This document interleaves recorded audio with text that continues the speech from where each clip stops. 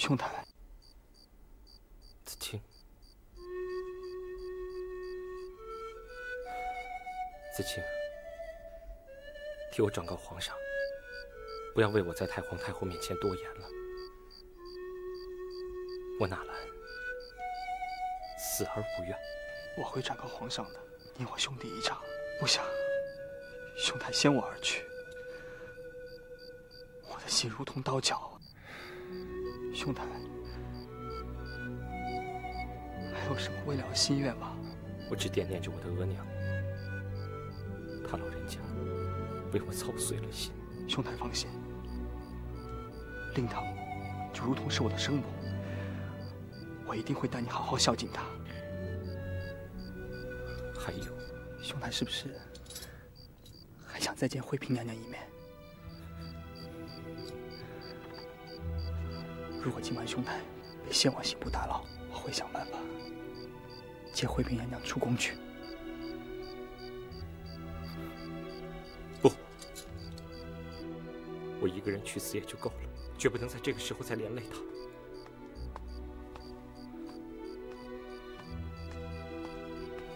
青格儿，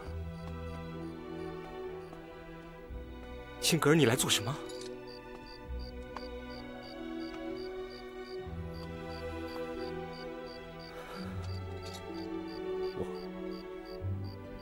来日无多了，有些新写下的账据还在家中，我会让子清取来，交给你，留作纪念。我的事情依然没有转机了，如果你是来替我说情的，就赶快回去。你这样做只会触怒皇上。青格儿，求求你，青格儿，让我安安心心的去死吧，我不想再连累你。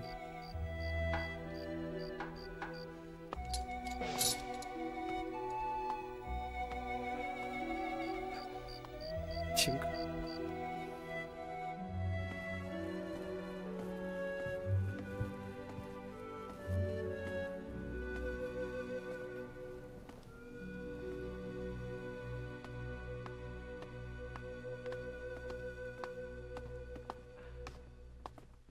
青格格，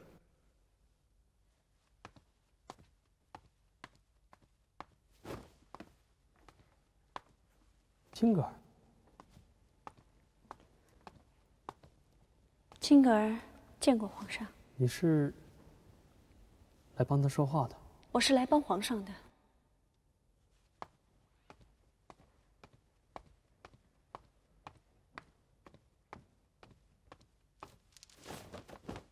青格儿给老祖宗请安。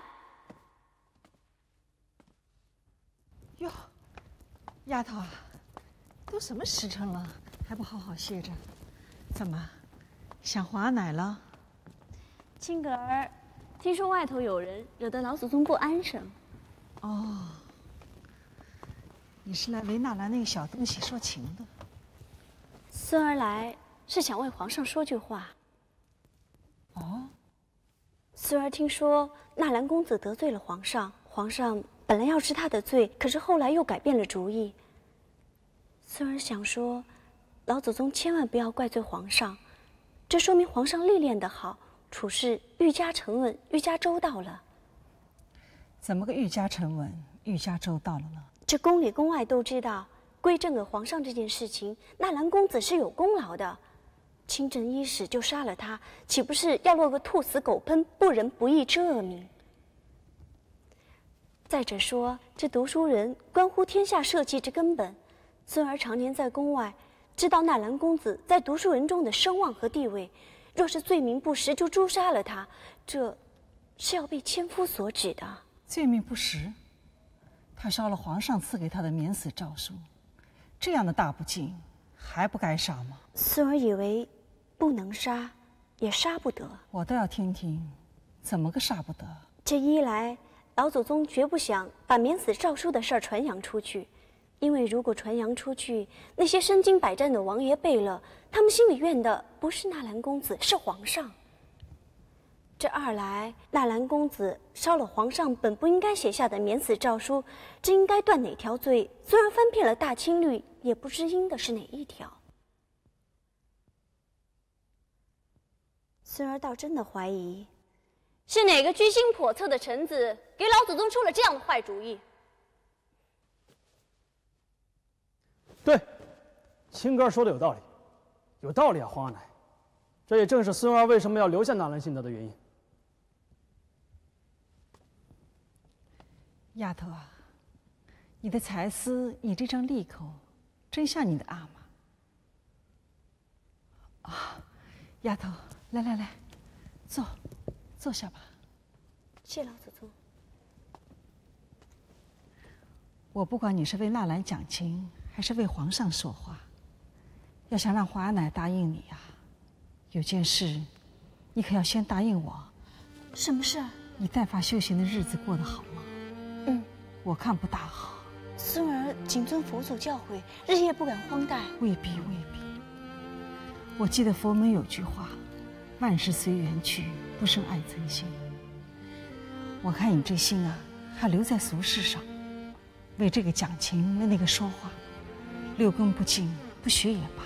不，老祖宗，佛事自有那些比丘比丘尼去做，我们这些俗人心里装着佛祖就是了。丫头，我可不想我的好孙女儿一辈子做个尼姑。苏沫儿，你说是不是啊？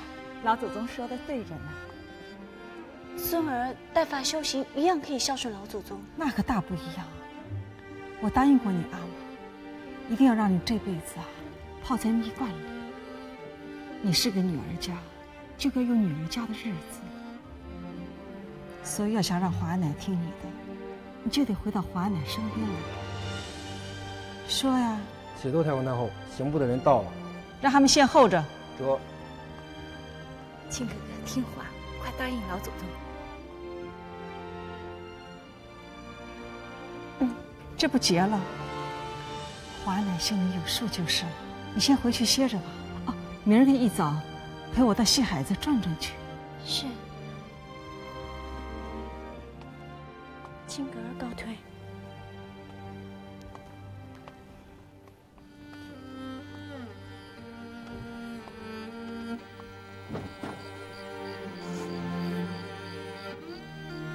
青哥，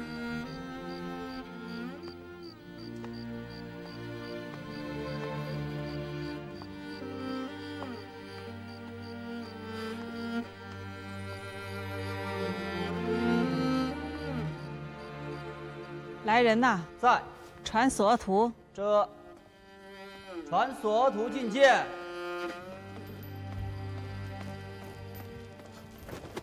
奴才叩见太皇太后。叩见皇上。起来吧。谢太皇太后。所徒，我看你站在廊子上，想必青哥儿的话你都听到了吧？奴才都听见了。你以为他的话呢？青嘎哥哥的话颇有道理，是奴才虑事不周，免死诏书的事的确不能传扬出去。再说纳兰性德是皇上信任的贴身侍卫，一向忠心皇上，皇上免了他的死罪，免得有理，免得妥当。你这话我赞成。去吧，你也回去歇着吧。谢太皇太后，谢皇上。皇上，我看纳兰性德死罪可免，活罪难饶，不过也不必叫刑部议罪，就交给他阿玛。咱们也看看这明珠怎么教训他的儿子。皇阿奶圣明，那孙儿告退了。好。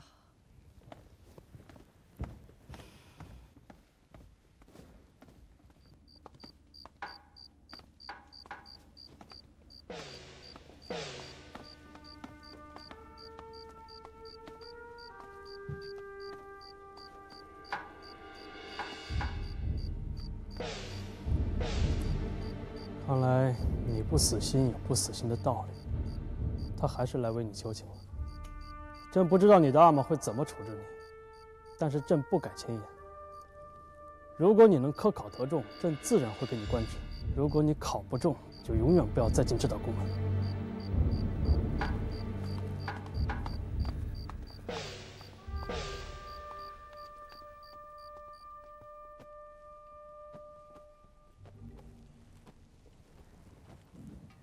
老祖宗，这些个大臣啊，真让人看不明白，说风是风，说雨是雨的，刚才这索额图，恐怕他看到青格儿就想起了鳌拜，他心里明白了，万事不能得罪皇上。除掉纳兰性德和得罪皇上相比，你说他该选哪个？唉，青格儿这丫头也了不得。要是没有她今天这番话，这事情还真不知该怎么收场呢。老祖宗想的也妙啊，往后啊，他不会再那么执拗了。百姓家有句话，女儿大了不能留，留来留去留成仇啊。我看皇上没有死心，这二阿哥也没死心。还有纳兰那个小东西，如果再留下去，真不知道再会出什么事情呢。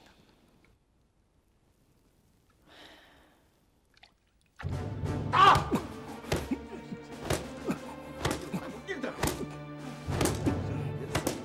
是多大的案件呐！竟然给烧了！打！啊，去打！快！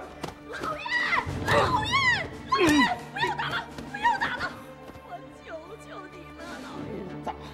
再不打，我们一家人会死在他手里了！老爷，老爷，打死你！老爷，老爷，公子晕过去了。儿子，儿子，儿子！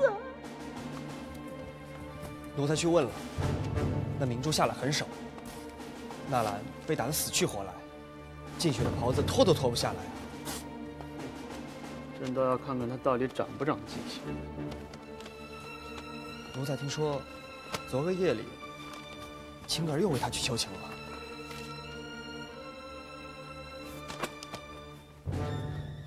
皇上把心放宽些吧，现在一个在宫里，一个在宫外，以后见面都难了。以后你少给朕提这些事情，朕没工夫打理这些儿女情长。这，你以为朕是看在青格儿的面上饶他不死的吗？朕不杀他，自有朕的道理。第一条，他比你聪明，凡事都比你有见地。怎么，你不服气啊？这第二条，他比你率真。论起对朕的忠心，奴才忠心绝对不在他之下。不错，朕从来不怀疑你的忠心，但是你往往低估了朕，以为朕在这宫墙里就闭目塞听了。奴才不敢。昨天的事，索额图是怎么知道的？你最近不是跟他走得很近吗？你结交什么人，朕不管，但是不要把那些鼠窃狗偷的花花肠子用在朕身上。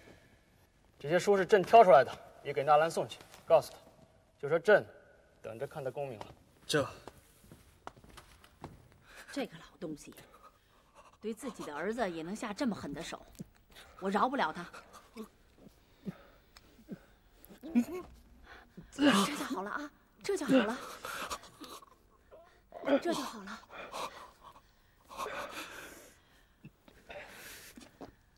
我的好儿子，额娘实在是不明白，这满殿的文武，谁能得过皇上的免死金牌？你有这么大的福分，为什么要自讨苦吃啊？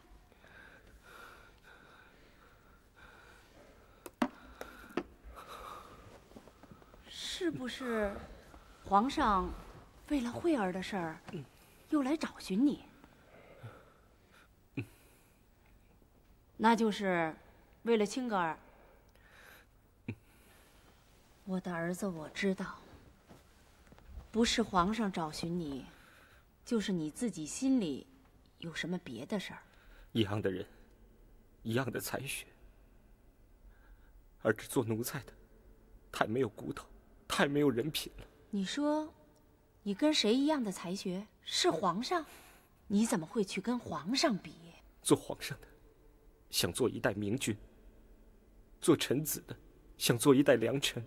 都世人有什么比不得？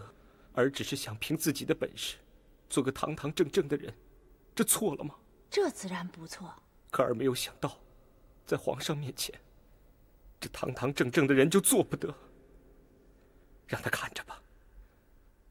纳兰性德不会名落孙山，哪怕不是为了做官，也要考出个样子给他看。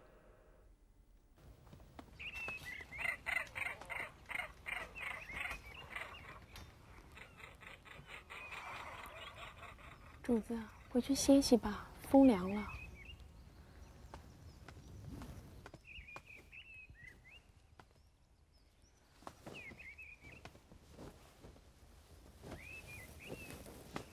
皇上，朕去找你，听说你在这儿。来，朕陪你走走。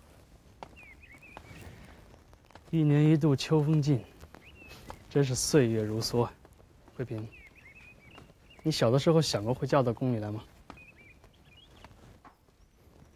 告诉你一个小秘密，朕呐也没想过自己会做这个皇帝。朕是8岁丧父，10岁丧母，虽然继承了大统，但是形影相吊，唯有自强自立。所以从那个时候起，不分寒暑，朕昼夜苦读，必是字字成诵，从来不肯自弃。干嘛这样看着朕呢？来，朕跟你说这些，就是要告诉你，等将来有了我们的小阿哥，你可不准宠着他。朕也会好好给他做个榜样。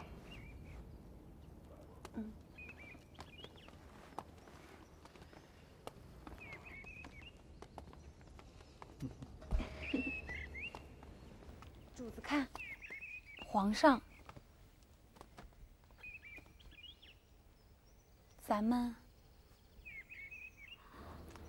惠嫔，你的产期是在哪天啊？太医说了，是在下个月的初8前后。那比皇后还要早几天啊！上天一下给了朕2个小阿哥，这下朕可要忙坏了。不劳皇上费心了。朕的小阿哥，朕哪能不费心啊？朕已然给太医院传了懿旨，让他们好好照顾你们。皇上，你还担心什么？臣妾投胎育儿，心里头不免有些七上八下。要是皇上能恩准臣妾的伯母来陪陪臣妾，这有何难呢？朕准了。谢皇上。你好像还有话说。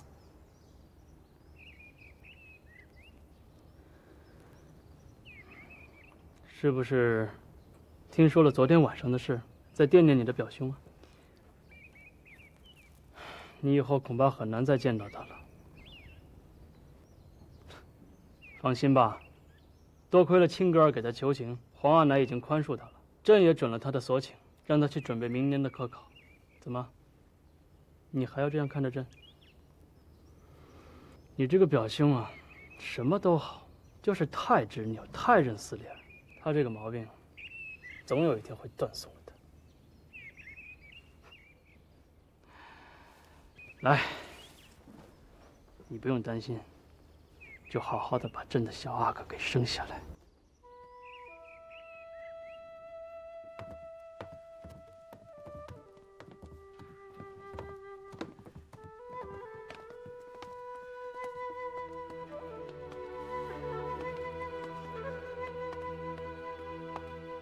主子，梁公公刚才来过了。梁公公带来了皇上的恩赏，说是一只西洋进贡的小玩意儿。他还说，皇上因为忙政务不能来看主子，请主子珍重身体。这就是皇上赐的。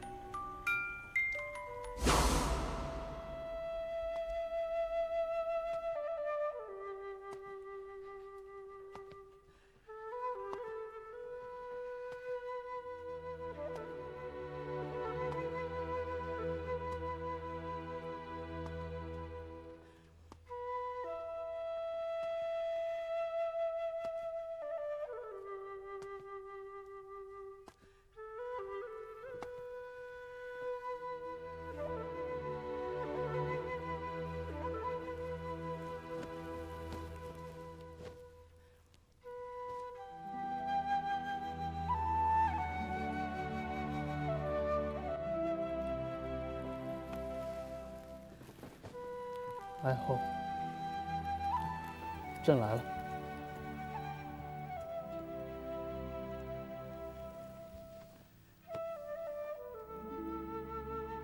从今天起，你就是我大清的国母了。朕一见你，就觉得你是一个好心的姑娘。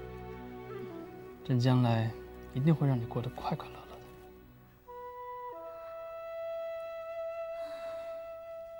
你怎么了？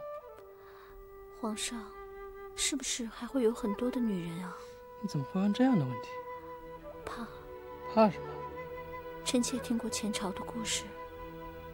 皇阿玛就是因为有了很多女人，就是因为那些女人里出了一个董鄂妃，才会舍皇后而去。可惜朕不是皇阿玛，朕也不会有董鄂妃。朕的心沉在江山社稷上。眼下朕还没有亲政，但是在朕的心里，早就画就了一幅盛世的图画。朕要用20年的时间，把大清江山变个模样，变得官吏清廉，百姓安乐，漕运通达，四海归心。你说朕还会有这种儿女情长的心吗？贺舍里，只要你忠心待朕，绝对不会有人取代你。皇上，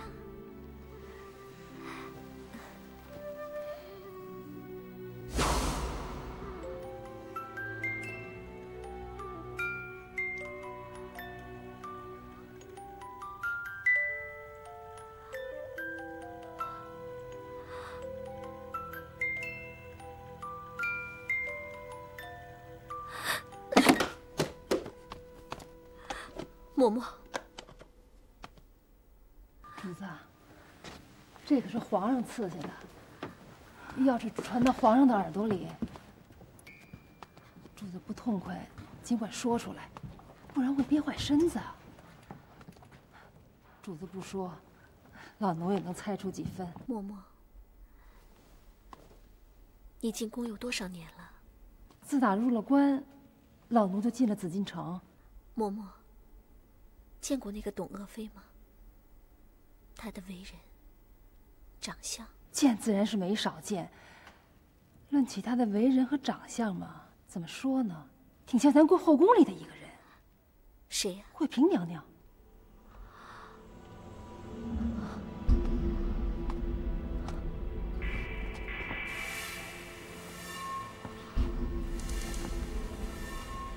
主子，我见了索额图索大人，他想明儿个进宫和主子说说话。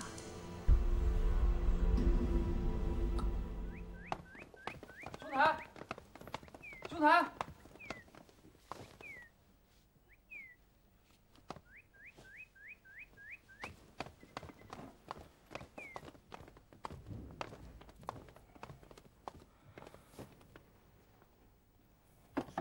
齐景公问政于孔子，孔子对曰：“君君，臣臣，父父，子子。”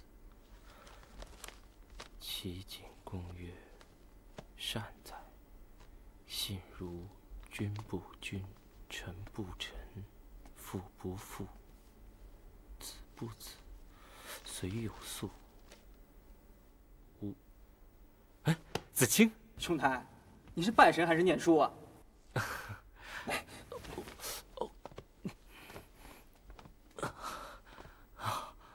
你那棒伤？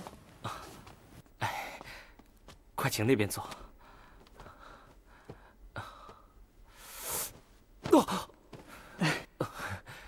皇上还好吗？好。哎，兄台，不是我说你，做人可不能这么一根筋的。那免死诏书多大的宝贝啊！啊，好了好了，那事儿已经过去了。我可没你那么好福气，能在家里预备科考。来啊，来！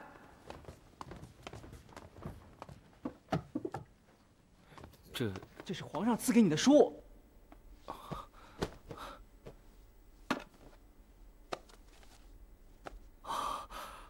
好书，都是好书。兄台，你还没面北谢恩呢。哎，我这次来，一是看看你，二是为皇上办2件差事。除了这项赐书，再传口谕给你阿玛额娘。好啊，皇上恩准他们俩明儿个进宫看会主子。壮者以暇日，兄台，兄台。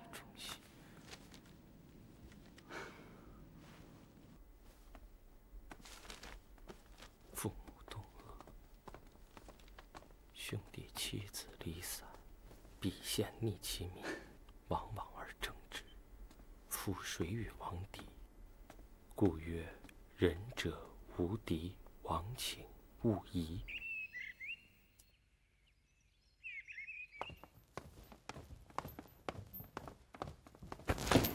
臣叩见皇后娘娘。叔叔，快起来。谢娘娘。 臣听说，皇后娘娘最近不大开心呢。哪个说的？宁嬷嬷，是你多嘴了吧？虽然隔着这道道宫墙，咱们索家上上下下可都在惦记着主子呢。告诉他们，我这里一切都很好。叔叔当差，莫非遇到了什么为难的事情，想对我说，是吗？那是为什么呀？奴才还是替主子担心呢。 我知道叔叔指的是什么。听太医院的人说，惠嫔和主子都在1个月份里。虽然是1个月份，可他生的是不是阿哥还难说呢。太医们说，从脉象看，惠嫔像是个阿哥。那咱主子呢？也八成是个阿哥。哦，这就好，可把老奴给吓坏了。可太医们还说，这惠嫔的产期，怕是要早几天。早？ 早也早不了几天吧？早1天也是早啊。储君往往会落在皇长子的头上，母以子贵呀。他的儿子做了太子，再加上皇上的宠爱，主子这皇后的名位，可就岌岌可危了。现在皇上已经放出了话，惠嫔生下阿哥之后，就要晋封为贵妃呀。那，这可怎么办呢？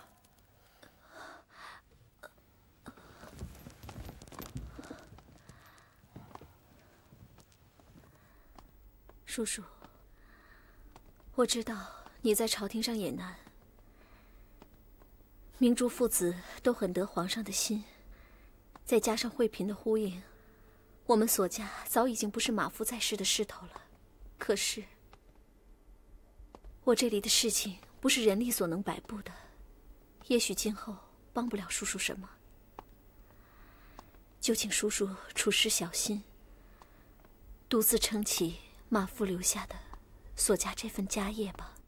不，皇后主子千万不能这样想呐。那就请索大人想个主意出来呀。嬷嬷，别叫叔叔搅到后宫的事情来。何况我贵为母仪天下的皇后，绝对不会用任何龌龊的法子去跟一个嫔妃争高低。大不了不做这个皇后就是了。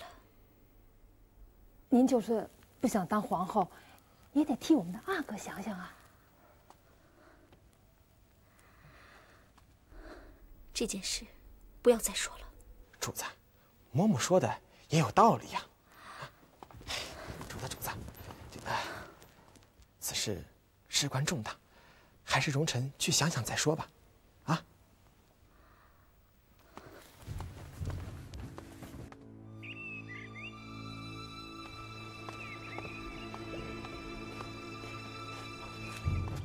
大人，有什么吩咐啊？刚才 我和皇后主子说的话，你都听见了。哎呦，主子的心太善了，这样会吃大亏的。这几日那个狐狸精，简直的就是和皇上长在一块儿了。这么下去可怎么得了啊？大人，您千万要有个主心骨啊！皇后身边，难得有你这样的义仆。哎呀，大人过奖了。我宁嬷嬷就这么一个人，谁对我家主子不仁，我就对谁不义。大人如果信得过，以后有什么事儿， 尽管吩咐奴才去做。嬷嬷能抓个惠嫔身边的奴才做内应吗？明珠老千句话，他一定会嘱咐惠嫔时时小心。倘若没个内应，恐怕难做这事情。奴才有办法。至于怎么下手，我还要细细思量。请大人放心。啊，事成之后，我会重重的赏你。哎呦，什么赏不赏的，奴才自当是尽心尽分。不过，你要知道，如果把这件事情泄露出去，大人就一把火，把奴才烧死在这坤宁宫里。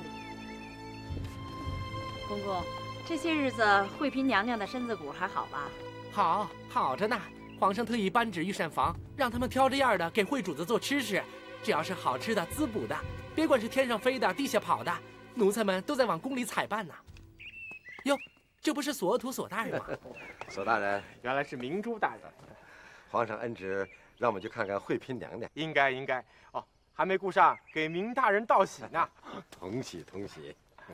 真没有想到惠嫔娘娘能和皇后主子同时怀上了龙胎，这是我大清国的福瑞，请替我向惠嫔娘娘问安。好，一定带到。好。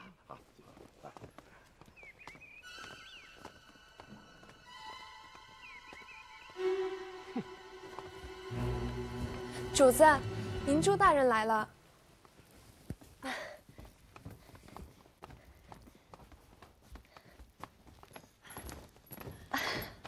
给惠主子请安。伯父伯母，快起来，快请坐。哎呦，瞧瞧，我什么时候才能看见我的小外孙呀？大概就在下个月底了。伯父伯母，快我坐下讲话。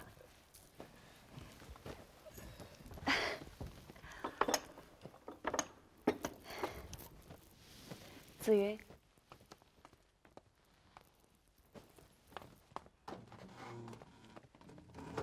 表兄他还好吗？这个呀，你得问问你这狠心的伯父。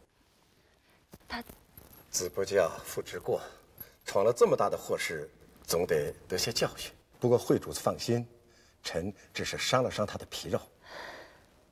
表兄就是太任性了，不过伯父千万不要小看了他。原来，我也只是爱看表兄写下的诗词，不知道他还有治国平天下的心胸和谋虑。主子太高看了他吧？不，这是皇上说过的话。若是皇上看重他，他也不会只是个侍卫。不然，皇上不愿意放他为官，也许还有别的原因。可是最要紧的一条，就是小嫩身边可以留一个可倚重的人。要不是这样，就凭表兄这几次大不敬的罪名，早就已经保不住性命了。这么说，皇上还会让他回宫去？回不如不回。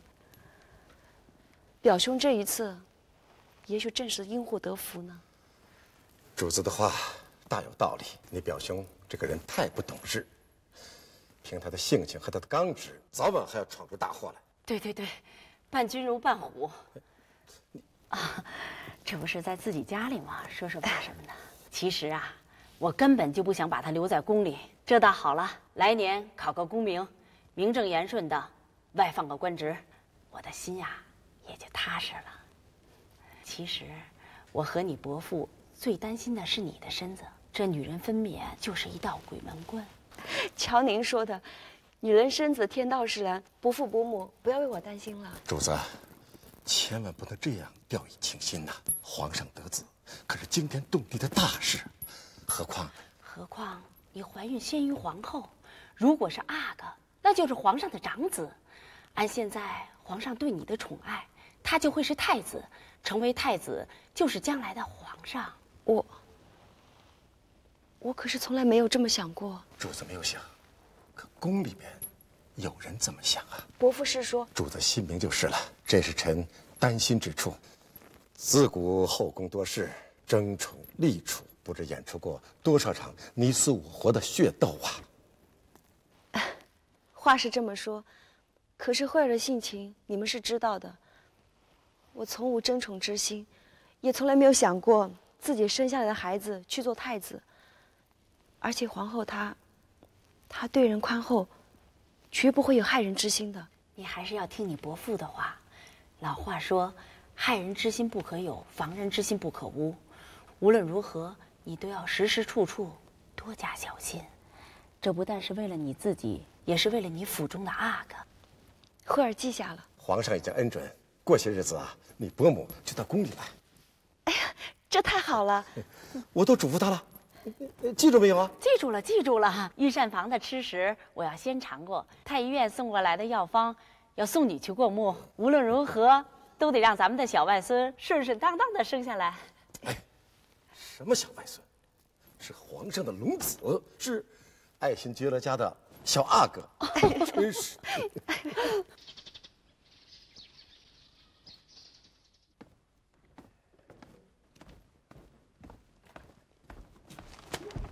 魏大人，今天有没有要紧的折子？要紧的折子倒是没有，此事平西王那里在向户部催饷呢。明天廷议8成户部又要提出来，皇上要是问起，大人可要想好怎么去应对。我看索大人那里也在叽叽咕咕，好像是在议论三藩的事情，不知道皇上是怎么想。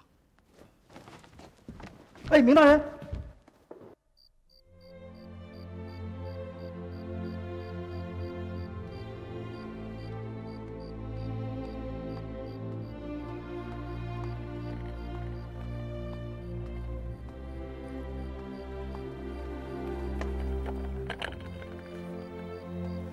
公子，喝口茶吧。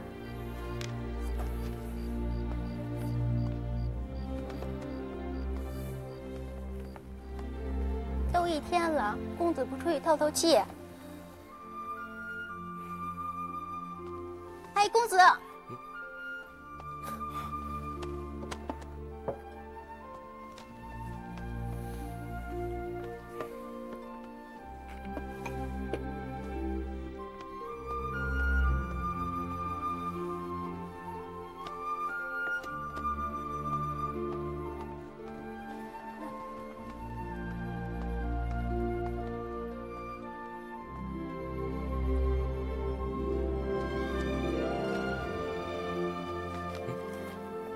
阿玛，这些都是皇上赐给你的书。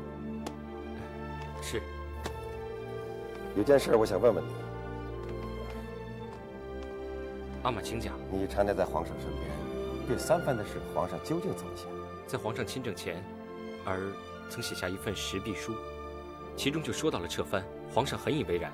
现在三藩越来越不成样子，就更是皇上的一块心病了。你是说，皇上早有撤藩的念头？是。好，这就好。阿玛怎么想起问这个？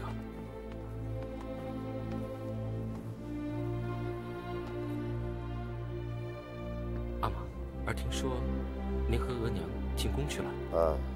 见到慧儿了。慧主子，儿失言了。她的情绪很不好啊。身子出毛病了？不是身子，是她的境遇。真没有想到，她和皇后主子竟在同一个月份上。整个后宫都等着看这台好戏呢。什么好戏？他们想看看，究竟是坤宁宫还是储秀宫，谁先把阿哥生下来。他们知道，这个长幼就是后宫日后的变数。我料到索额图这个人不会坐而视之，所以就更担心慧主子啊。阿玛向慧主子说了这份担心吗？说自然是说了，不过还得替他想，还得替他做呀。阿玛想要做什么？一，让你额娘进宫去，把慧主子身边护得严严实实的。二是什么？想办法扳倒索额图。阿玛，皇后这个人呐，不是刁钻的女人，可是索额图什么都可以干得出来。为了保慧主子无虞，必须扳倒索额图。阿玛，为什么什么事都要扯到党争上去呢？放肆！这不是党争，是为了慧主子，也是为了我们一家人呐。恐怕阿玛要扳倒索额图的真正目的，是对着皇后娘娘。不错，总有一天，我会叫惠嫔的孩子成为太子，也会让我们的惠嫔成为大清国的国母。阿玛不觉得太贪心了吗？就凭你这样问我，你还想当皇上的股肱之臣吗？儿宁可不做股肱之臣，也不会把心思用在这样的地方。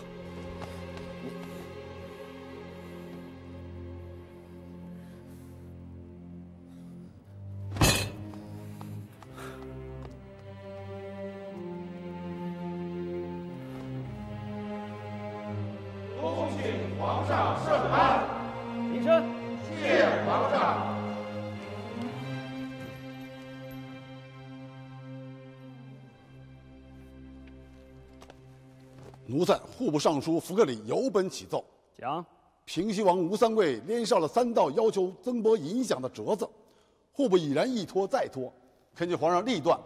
奴才也要给平西王一个回信儿。福克里，你就不要再为难皇上了。谁都知道，因为赈灾，国库已然无银可用，用什么拨给他呢？可平西王催得紧啊，催得再紧，也不能多给他1两1钱。皇上，奴才以为3藩的情形不能再继续下去了。奴才常常想起钱塘藩镇割据所引发的安史之乱，这场变乱几乎伤了大唐的元气，以致泱泱帝国由强至衰。以史为镜，知兴替，前车之鉴，不可不记呀。奴才以为不然，我朝3藩与钱塘割据大有不同。有何不同？我朝这3藩虽是先帝对他们享我大清的恩赏，更是要他们为我大清镇守一方。多年来，正是因为有了这3藩，边陲才得以安定。非也，边陲安定，一是靠我大清国力日盛，二是靠我大清8旗铁骑赫赫有灵，而3藩则是祸患之源。以吴三桂为例，仅这一藩，他有53个左领，绿骑兵10余万人，每年消耗朝廷的银两不计其数。再加上驻广东的平南王尚可喜，驻福建的靖南王耿精忠，已有变故，后果不堪设想，所以裁撤3藩势在必然。皇上万万不可！天下初定，绝不可点燃3藩这支药桶。隆危治重，难道你想让皇上向他们低头吗？事关国本，你说话要掂个沉重。正因为事关国本，我明珠才不后退半步。允乐，你讲。皇上，奴才还是没有考虑清楚。他们2位好像说的都有道理。明珠大人主张平藩，索图大人主张力保。皇上，奴才不是主张力保，奴才只是说眼下当辅则辅。什么当辅则辅？皇上，奴才刚刚明白了一个道理，原来索图索大人与3藩早有默契。你满口胡言！如果没有默契，那么为什么3藩的特使每每来到京城，首先到索府去看望索鄂图大人呢？如果没有默契，为什么索大人接手户部之后，每年拨给3藩的银两，比福臣当政时还多3成呢？如果没有默契，为什么云南巡抚是御派特使，因为吴三桂看不上眼，索大人就应允更换呢？有这样的事情？奴才是答应撤换，那是因为你好大胆子！你如此听话，你是朕的臣子啊，还是吴三桂的臣子？皇上，闭嘴！你的话朕听样，回去自省，罚俸1年。奴才领罪。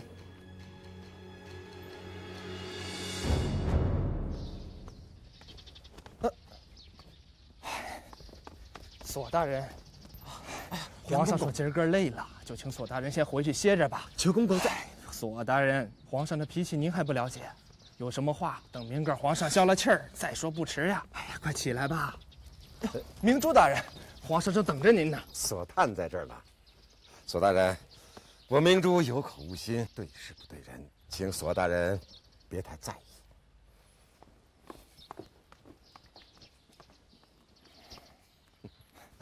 明大人，请。明珠，你今日所言，朕是赞同的。但吴三桂催增饷银的折子该怎么应对？臣以为，皇上只要在他的折子上批上3个字即可。3个字？依常例。依常例，就是说，饷银不增不减，全照过去的规矩。同时，向云南的巡抚衙门发一道密谕，让他们监视着吴三桂的动静，日后相机而为。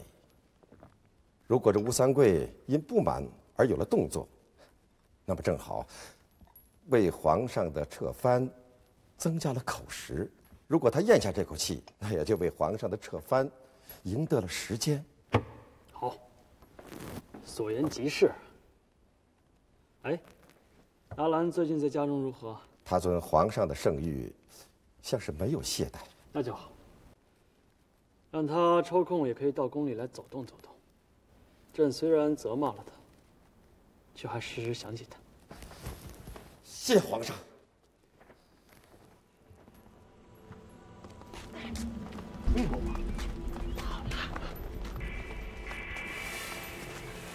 自打那天大人走了以后，主子就像突然变了个样，茶不思饭不想，再加上皇上没来坤宁宫，他就整日躺着不起来呀。怎么会这个样子？八成是哪天的话吓着主子了，奴才担心呐，要老这么下去，怕会动了胎气呀。大人，请您过去看看，有个亲人说说话，兴许会好起来。哦，储秀宫那边安排的怎么样？大人放心，是惠嫔的贴身丫头，有什么需要老人去做，尽管吩咐。啊，走。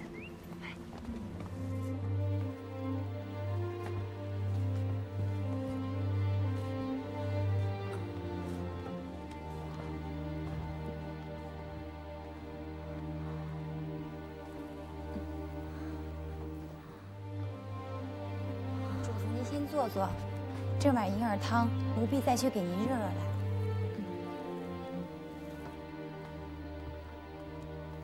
主子，主子，您看谁来了？叔叔，叩见皇后主子。起来吧。谢主子。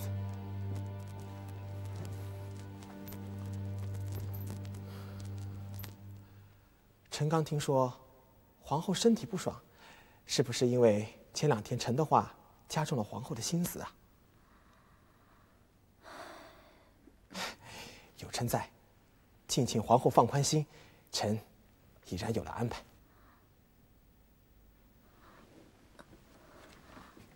安排？什么安排？皇后还是不知道的为好。不，你一定要告诉我。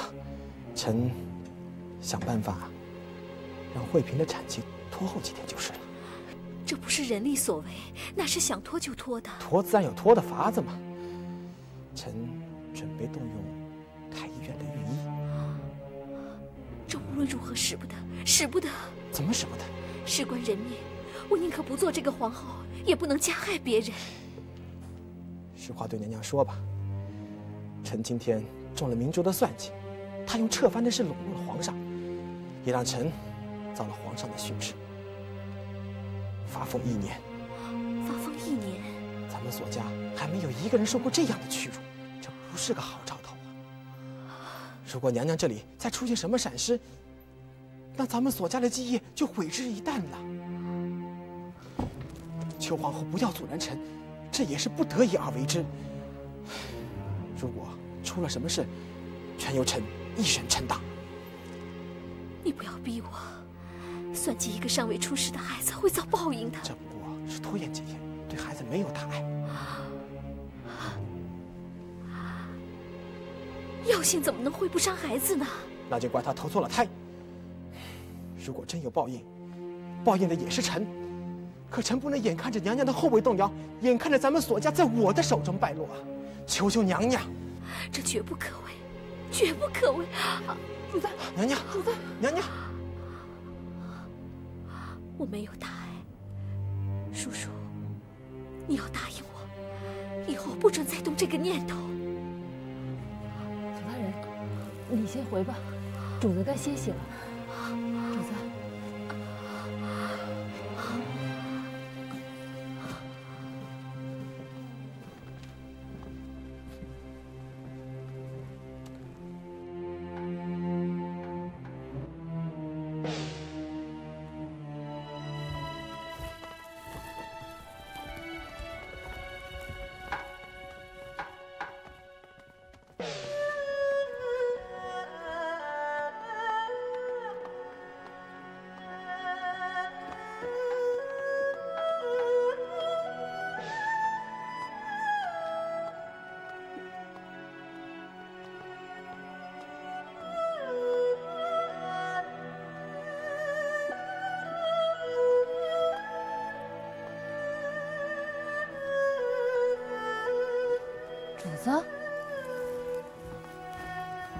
主子，别受了夜寒，歇了吧。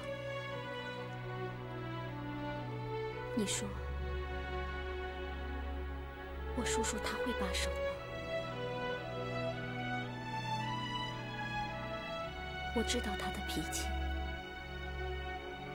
他就像我的马夫，相准的事情就一定要做到底。翠儿，奴婢在，叫人掌灯，随我走。主子，是。主子，这么晚了，你上哪儿啊？储秀宫。哎呦，主子，您不能去呀，这样会伤了索大人。我自然不会伤了他。那，嬷嬷，你闪开！我只是去提醒惠嫔加些小心。你为什么老心疼他呢？我是执掌6宫的皇后，绝不能让这样血腥的事情出现在我的宫院里。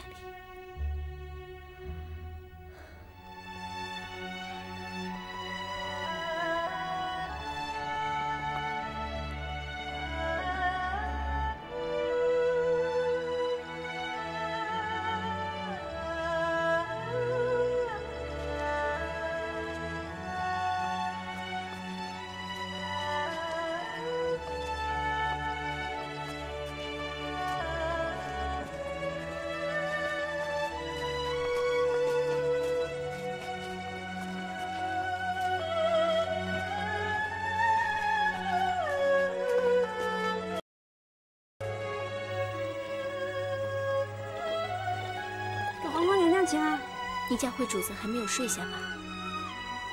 皇上在里边，别被奴婢去禀报。你是朕的一宝啊！皇上没说笑。哎，这哪是说笑？你琴棋书画样样精通，咱们的小阿哥在你肚子里天天喝文木，将来一定是大清国第1等才子。有你这个好额娘，朕将来一定会有很多很多孩子，而且朕也会好好教育他们，能成龙的接朕的班做皇帝，做个勤勉、清明、仁慈的好皇帝；能够治政的，就让他做官吏，做个懂得爱民的好官吏；能练武的呢，就去带兵，做个保家卫国的大将军。总而言之，他们要读诗书、善骑射，绝不能做个碌碌无为的庸才。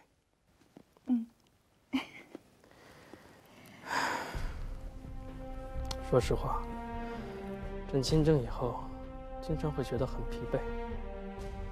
疲惫的时候，就往往会想起你。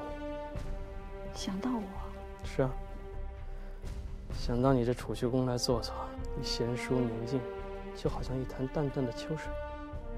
朕的心呢，也会在这潭秋水里变得安静下来。这感觉舒服，惬意。皇上。臣妾身子越来越重了，不能服侍皇上。再说了，皇上也应该到别的宫院里去走走，他们都盼着你了。朕不想去。为什么？因为他们心里有太多的欲望，他们那种取悦朕的样子，朕不开心。惠嫔，过几天，朕就让人把你伯母接进宫来。谢皇上。以后不准再说这种话，听着生分。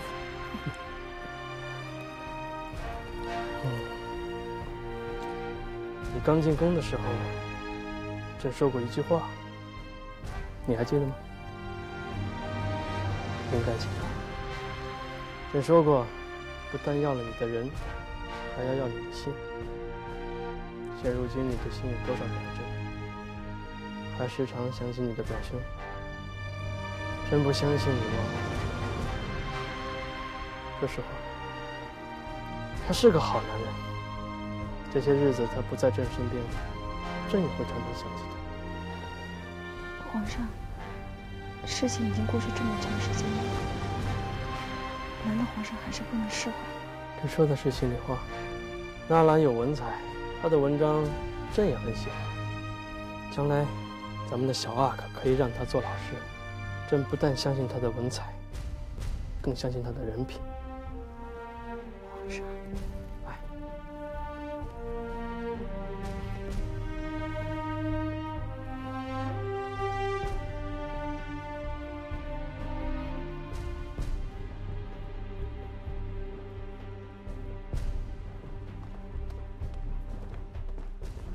大人，那位王太医接来了。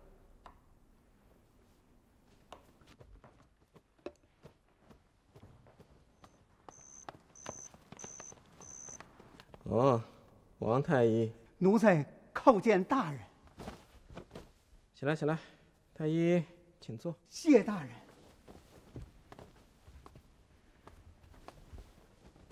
葛不禅。哎。奴才姓王。10几年前，你在盛京庆王府上当差，因为用药不当，王爷的侧福晋一命归天，而后你就逃出府去。怎么，如今成了太医院的当家医官了？奴才有罪。你何止有罪啊？你的罪当诛九族。起来。奴才不敢。起来，起来，我有话和你讲。谢大。眼下你有个将功折罪的机会，就看你识相不识相了。奴才一切从命，大人请讲。皇后娘娘和惠嫔娘娘都将在下月临盆。奴才知道，这是我大清的福瑞。不错，我要你做的就是要这福瑞圆满。你我心里都该明白，皇上的长子该是嫡出，可是这分娩的时辰嘛，惠嫔却在皇后娘娘之前。大人是要奴才？我知道你一点就明，告诉我有什么样的法子？法子自然是有。讲。有几味药倒是可以延迟分娩的时日，可是稍有不当就会毒及胎儿，甚至要连带母子的性命啊！我只要你拖延，其他的你不必去管。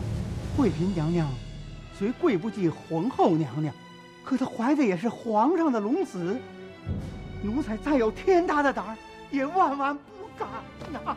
不敢就罢了。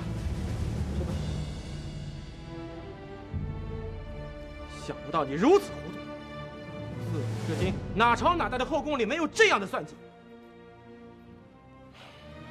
况且，女人有孕，难免虚弱，下些补药也在情理之中啊。让你活命，你不想活，这就怪不得我索额图了。大人，大人，你做是不做？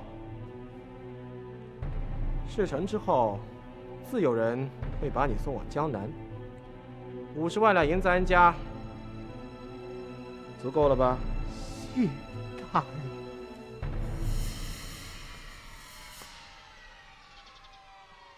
伯母，快进来，来，都进来吧。哎，伯母，你能来，我真的好高兴啊！惠主子可好？好，好，好。来，伯母快坐。惠主子坐。主子小心，慢点。惠主子，你看看我给你带了些什么？这个是你自小就爱吃的黏蜜小枣，还有这个桂顺斋的大小八件。你看看这个。哎呦，我知道宫里头有宫里的衣服，可是啊，这贴身穿的还是自己家做的舒坦。谢谢伯母。不谢。还有这个，是你表兄让我带给惠主子的侧帽集。表兄的诗词，听说是个有学问的汉人为他成的书。主子，怎么叫个侧帽集呀？北魏年间，有个漂亮的男子叫独孤信，因为貌美，常常被人模仿。有一天，他骑着马飞奔路城，帽子被风吹歪了，侧在一边。可是没想到第二天，城里的人皆侧帽而行，这就成了一个典故。这个名字取得好啊，表兄的词就是能够引领时尚，兴起一代词风的。水榭童鞋换莫愁，一天两雨晚来收。细江连地刨池里，种出花枝是鬓头。哎呦，我的天爷爷，我怎么这么大意啊？这本书要是被皇上看见，那是要惹麻烦的。我说好他就是啦。惠主子，太医来了，请他进来。是。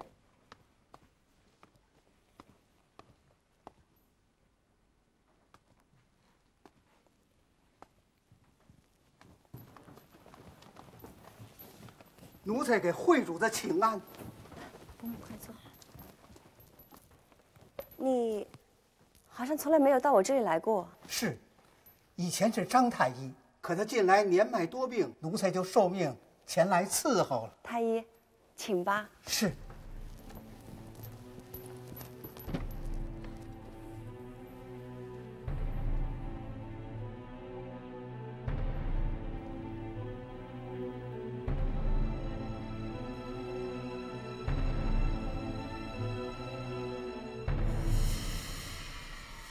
太医贵姓啊？奴才姓王。王太医不必局促，有话请讲。主子脉络细滑，虽无大碍，但是还要服些安胎进补的药为好。全听太医的安排。那奴才回去开个方子，把药煎好就送来了。谢太医。奴才不敢。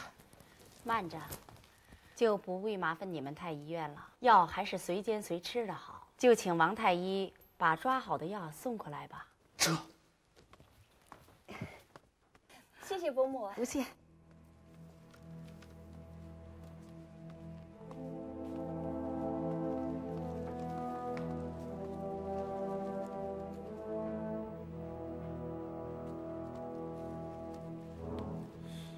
王兄这是怎么了？惠嫔娘娘是位通情达理的主子，王兄去侍候必有厚报啊。龙子托生，事关重大，我只怕会有什么闪失。无非是服些保胎的小药，这对王兄来说还不是小菜一碟儿吗？想不到你如此，自古至今哪朝哪代的后宫里没有这样的事儿？那你活命，你不想活，这就怪不得我锁了土。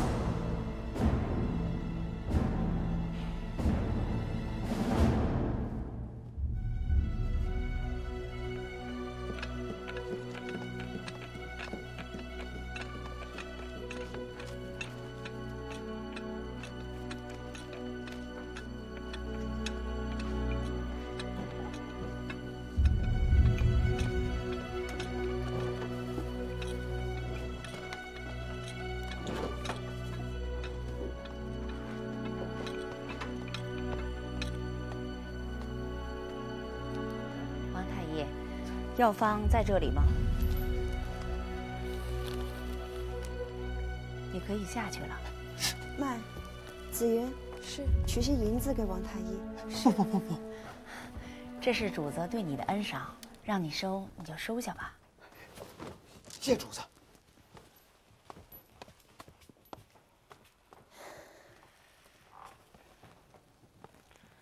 惠主子。看他的样子像是丢了魂似的，以往的太医都是这样吗？人与人不同，也许这就是他谨慎小心的缘故吧。子云，叫人把药送到冥府去。是。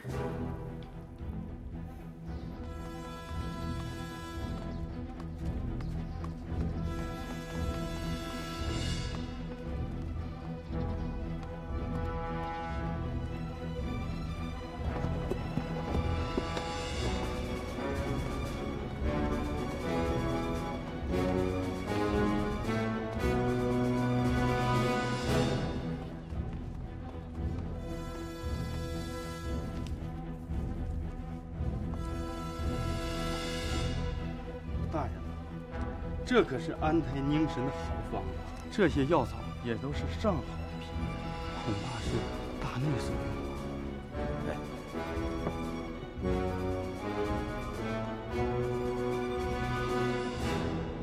奴才看的是真知的，幸亏奴才没有把那几味东西放进药包里。这几味药材还在奴才这儿。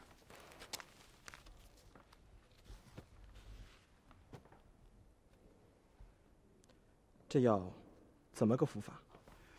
奴才已经把它研磨成细粉，分服10次，药效见血。好吧，我不再勉强你了。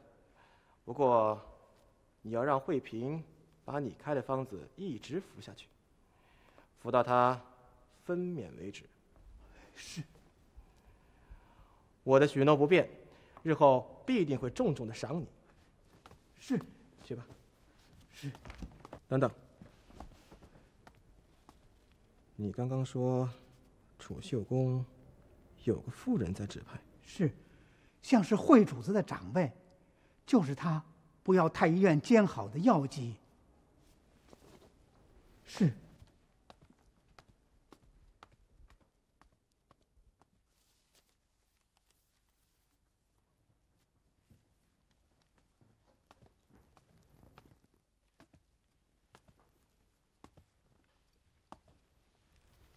皇上，怎么了？奴才是说，皇上太辛苦了。要是什么？怎么不说了？奴才是怕皇上误会。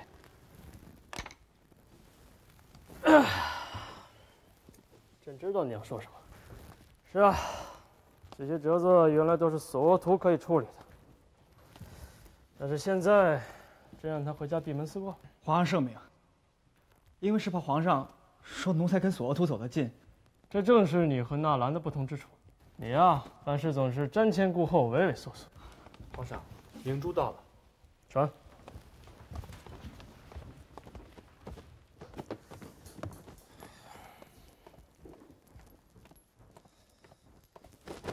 奴才恭请皇上圣安。起来，起来。谢皇上。来，这边说话。皇上，赈济中原两省大灾的银两，奴才已经拨出了。不过这次赈济，奴才把银子分成了2份，一份购置口粮多治粥厂，一份到邻近的省份购买秧苗和种子。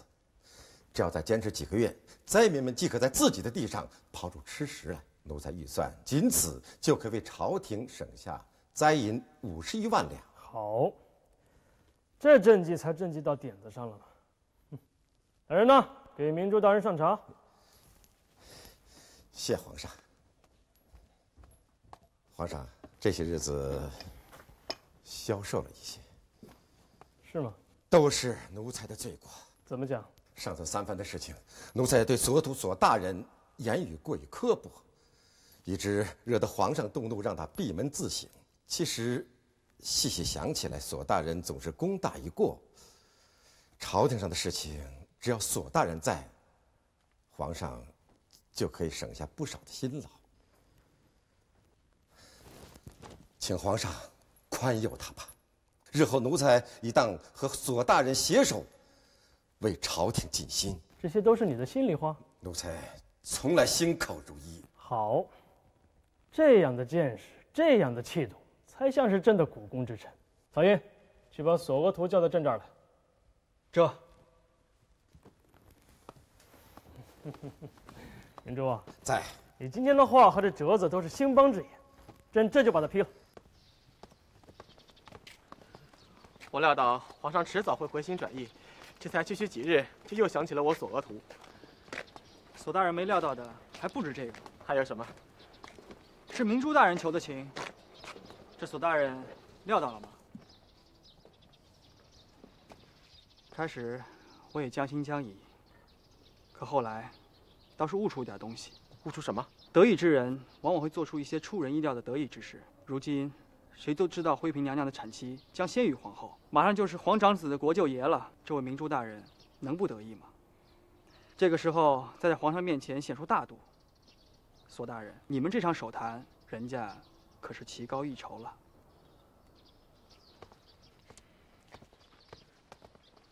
恭喜皇后主子，主子的脉象好得很，看来临盆就在这几天了。那么不用吃那些苦药了？大可不必，只要在饮食中用些补品即可。奴才保主子顺顺当当的生下个胖阿哥。到前头去领赏吧。谢主子。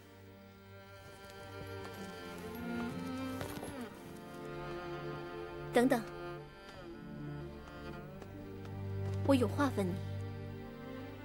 去为惠嫔娘娘诊治的王太医怎么样啊？医术在奴才之上，只是近来惠嫔娘娘过了产期，还没什么动静，像是调理不够顺畅，整日唉声叹气。你下去吧。来人！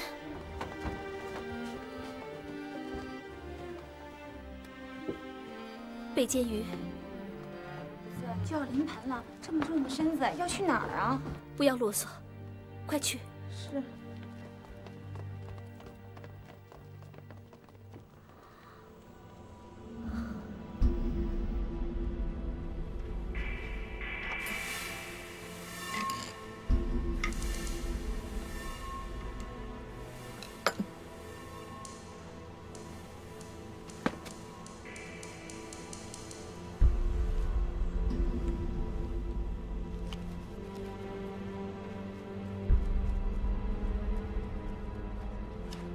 姐姐，药好吗？贵夫人催着呢。哎，好了好了好了。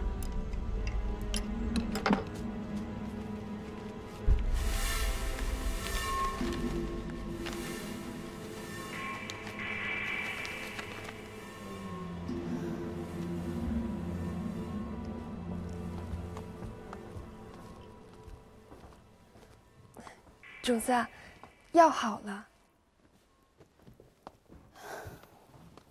这苦药我真的不想再喝了。慢点儿。启禀主子，王太医来了。奴才给主子请安。你来得好，我正要问问你，你这药方是怎么开的？惠主子的产期过了，而且情形还一天不如一天，我才给主子切脉。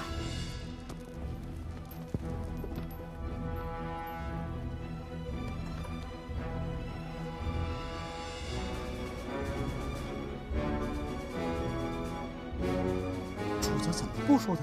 自从服药之后，小妇总是阵阵的发凉，身子也是越来越觉得没有力气了。欲补必泻，这是调理必经的一道关卡。快了，快了！你真有这么大的把握？奴才自然有，只是主子如果希望改派别的医官来看看，奴才这就回去禀报。不必了，谁来也一样。离不了1天2顿的苦药，也许慢慢就会变好了。子云，哎，把药给我拿过来。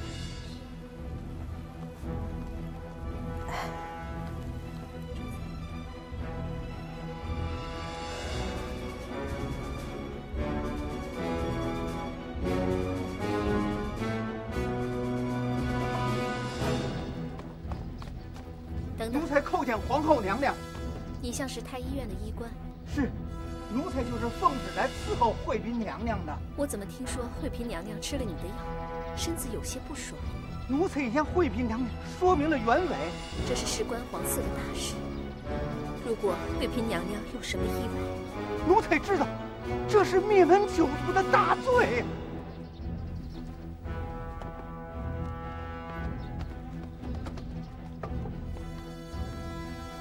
听说你身子不爽，我这心里放不下，早就想过来瞧瞧。谢谢皇后姐姐，刚才御医又来调了药，应该也不会什么大碍的。只是这产期，也许是太医们算错了日子。不过你是受多了，我就不信那些苦药汤子，要是妹妹喝着不适，就倒了她。皇后姐姐，你的日子也快到了吧？动静大吗？这小东西在肚子里没少踢打，生下来也是个淘气的阿哥。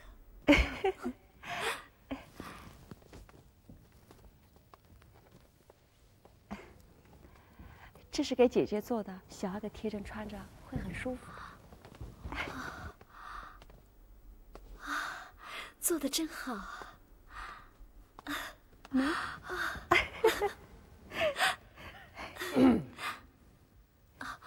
皇上，真是一幅孕母诞生的童话。皇后，真没想到你也会在这儿。皇上可以天天来，臣妾就不该来看看惠嫔妹妹吗？是臣妾的不是，本来应该去坤宁宫给姐姐请安的。没有什么不是，朕以为皇后还应该感谢你呢。身怀有孕的皇后拖着沉重的身子来看望同样是身怀有孕的嫔妃，这母仪天下的气度和仁爱之心将会是一段佳话，这会让史官重重的记上一笔。惠嫔，你今天腹中还觉得不适吗？像是好些了。明天朕就会去太医院。哎，不，来这里当差的太医很是尽心，也许过几天臣妾就好些了，千万不要迁怒给下人啊。好，如果你有什么不适，要及时的告诉朕，这是时时在为你悬着心。皇后，怎么了？这肚子里一阵绞痛。哎呀，是不是皇上？快让太医喝产婆。暂且还不必。朕送你回宫歇歇。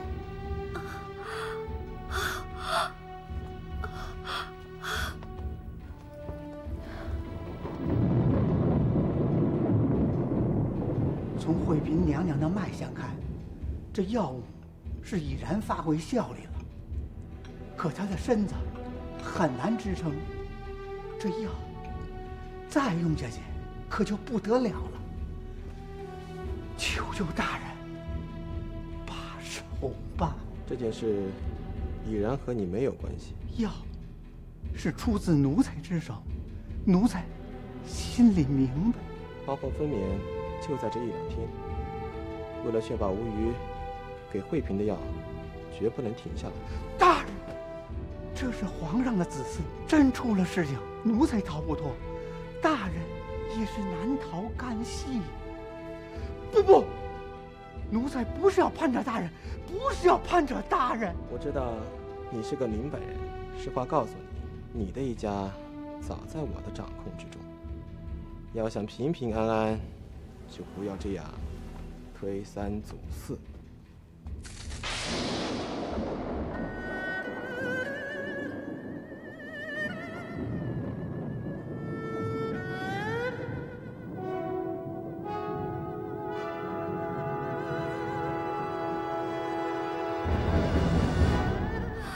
求皇后不要阻拦臣，这也是不得已而为之。如果出了什么事，全由臣一审承担。这是拖延姐姐对孩子没有安排，那就怪她投错了胎。如果真有报应，报应的也是臣。可臣不能眼看着娘娘的后位动摇，眼看着咱们索家在我的手中败落。求求娘娘！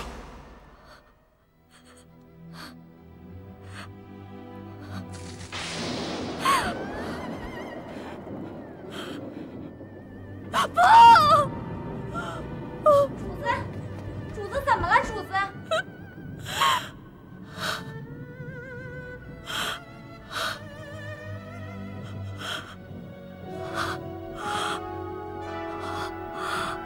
我不能害了一个无辜的孩子，我不能害了他。